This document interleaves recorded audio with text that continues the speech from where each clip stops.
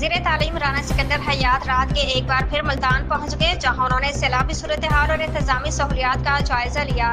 Relief कैंपों का दौरा किया और मुतासरीन से मुलाकात करते उनका हौसला बढ़ाया।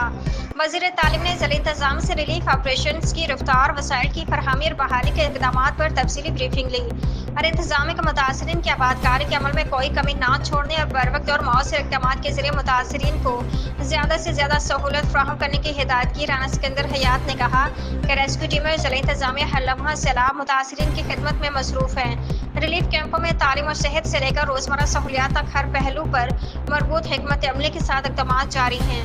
उन्होंने कहा कि सैलाब मुतासरीन की खिदमत और बहाली के वादे पर डटे हुए हैं। हम सब मिलकर इस आजमाइश को अज़्म हौसले के साथ अबूर करेंगे। वज़ीर तालीम ने कहा कि हमारी अवलिन तरजीह मुतासरीन की मुश्किलात कम करना और बच्चों के चेहरों पर मुस्कुराहट वापस लाना है।